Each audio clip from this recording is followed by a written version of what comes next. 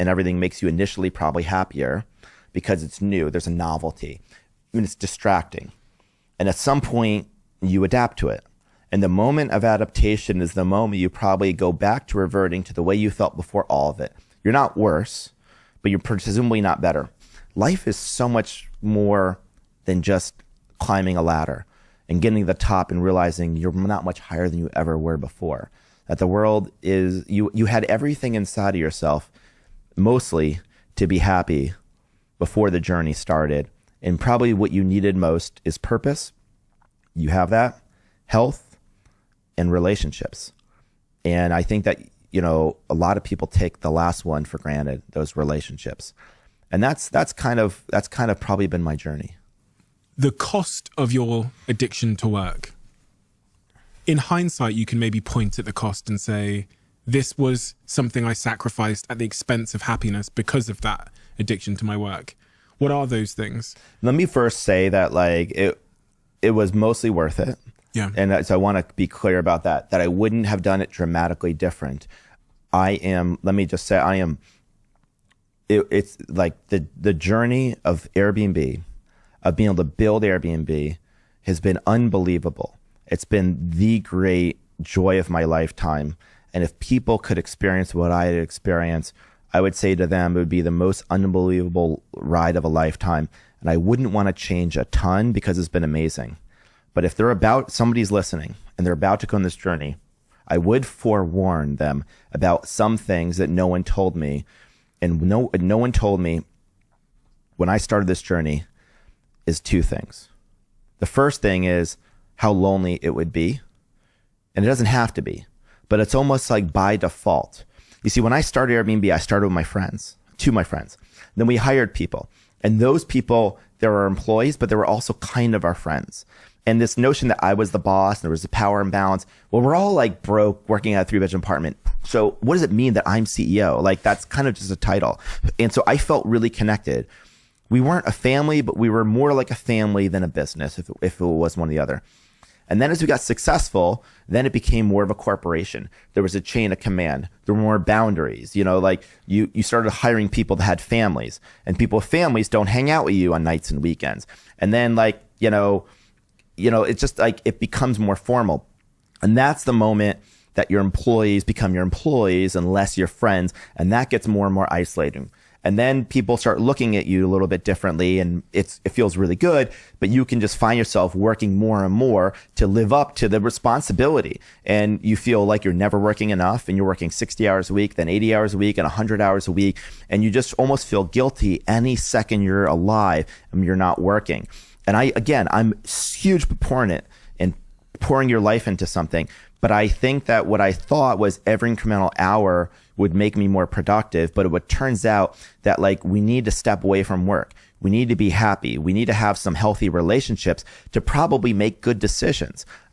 Lonely leaders are probably not the best leaders. And when you're lonely, you're probably less empathetic. Your sense of vigilance is up. You don't necessarily see problems really clearly. You don't have people to bounce ideas off of. When there's a challenge, it could feel like you're alone. You don't have as much resiliency. And so I remember going from being incredibly happy to feeling incredibly isolated, not having been prepared. Now, I was prepared for all the business challenges. People told me what it's like to scale a team, hire executives, but we weren't really well prepared for the psychological and emotional journey that we would go on. That turned out to be some incredibly intense journey. So that was the first thing. The first thing that I didn't know, no one forewarned me about, and that I've now learned is about the lonely journey it can be. And I would just tell people it doesn't have to be lonely. Keep in touch with your friends. Meet other entrepreneurs. You've got to almost fight.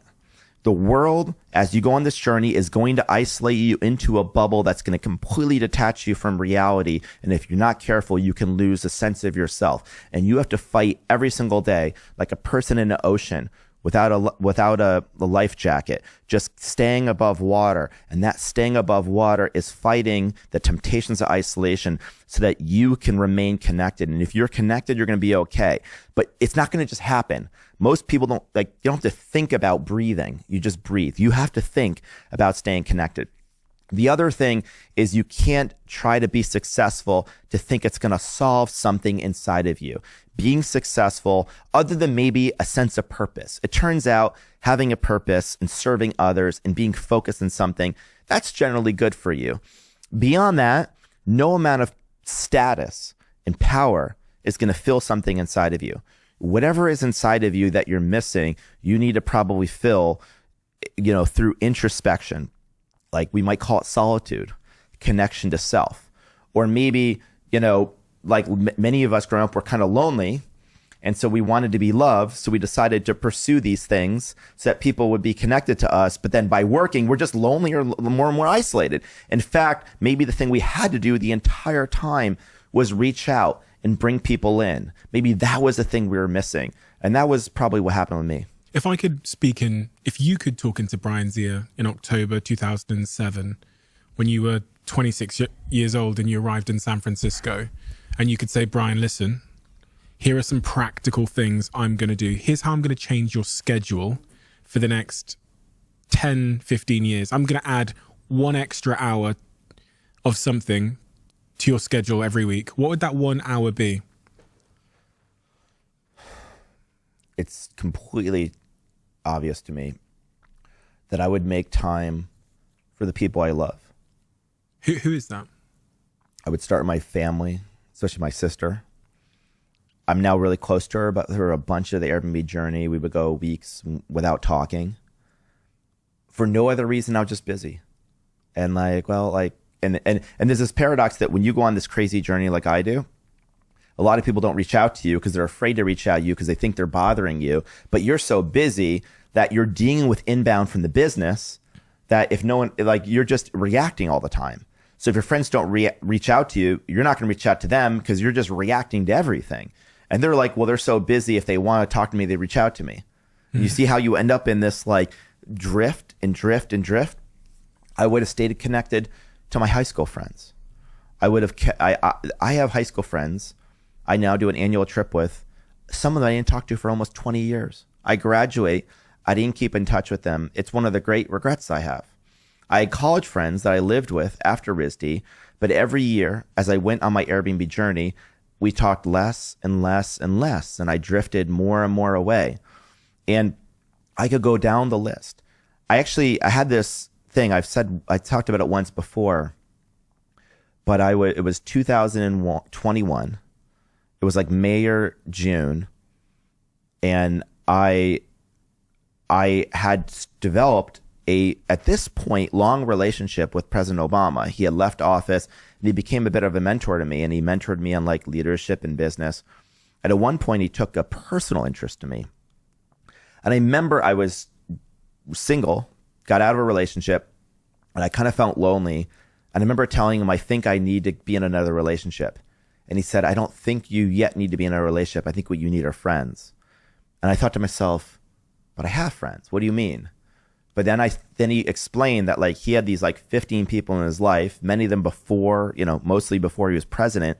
And they were totally connected. And I realized I had all these people in my life, but if I called them, first they go, what's going on? What's new with you? And I have to get them all up to speed in my life. And if you have someone in your life where if you were to call them or text them, you have to get them up to speed, then you're not connected. People you're connected to are already up to speed. And I actually think that most of us being alone or being lonely is an illusion.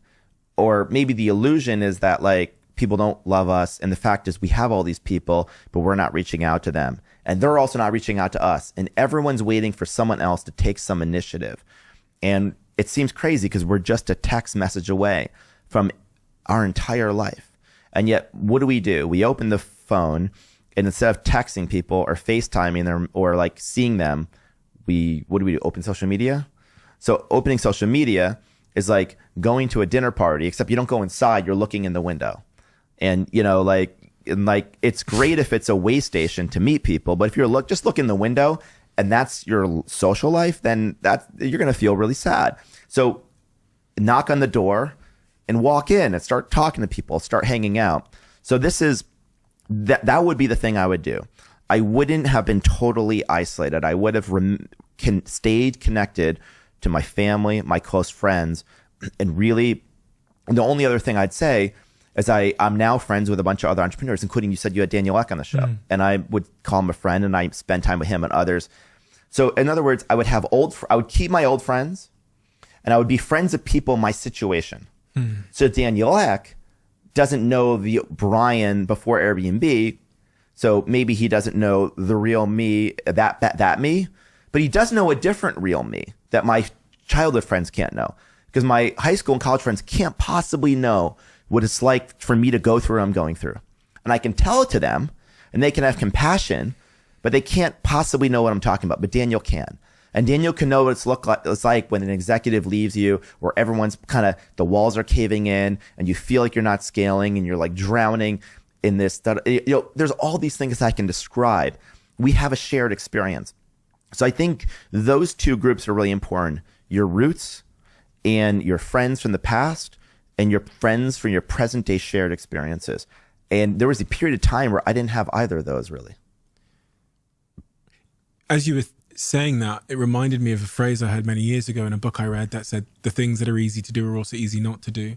And as you're talking about the just sending the text is so easy to do, which is also why it's so easy not to do it, because we're always just one text away. So what's the point sending it? But also it reminded me of why I have that sand timer on the wall, on the shelf over there, because it's funny. I think I've lived so much of my life believing that I could do life later. Like I could pick up the relationship with my family later. And then it's almost like we're living through the frame of it, that we're going to live forever. Like when you look at our decision making, you think, fuck, you're giving like 3 decades of your prime years to building this thing. Like, and we're assuming that we can pick up the rest later and it'll all be there. And that's what I learned. I tried to pick it up later and there was nothing there. I think that metaphor of the hourglass with the sand slowly dripping every day of your life is a window. And every day that window gets a little narrower and a little narrower and a little narrower. Shall I say the difference though, just with the sand timer? Tell me. Is you know it's dripping, but you can't see how much you have left. Oh, that's a really good point. So and that's why you should almost cover it up, because we can, with the sand timer, we can see how much sand we have left. But in life, I could live for another 6 minutes.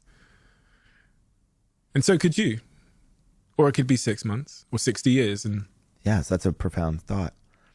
And you're right. We don't really live our lives imagining if we had a limited time left, how would we live? I like to, an exercise I've done is imagining, at a young age, I had 10 years left. Because if I had 1 year left, I might be so dramatically different that I might not do something sustainable. I might not work and just only spend time, and that's not sustainable. But I think we always go about life thinking we have many decades. And I think that creates a sense of procrastination. And if you say to yourself, you have this decade, what would you want to do? It gives you enough urgency, but also long enough to have routine to build towards something. And I think that one of the most important things people can do, 2 thoughts come to my mind. The first thought is that you probably heard the saying, people tend to overestimate what they can do in a year and underestimate what they can do in 10 years. That 10 years is a profoundly long period of time in some ways if you're disciplined and focused. And you can have a small idea, a small dream, a small goal, and you can build something vast. I mean, I've only done Airbnb for 15 years. So you think about what 10 years is. You wouldn't have hired me as your intern 15 years ago. The other thing about 10 years, though, is think about the amazing life experiences you can have with other people. And I think life is about experiences, but the best experiences are the ones you share with other people. Like on Airbnb, 80% of our trips are with other travelers. Like 80% of people travel with other people. And I think as I think about my memories growing up, I rode the school bus 180 days a year or more than 10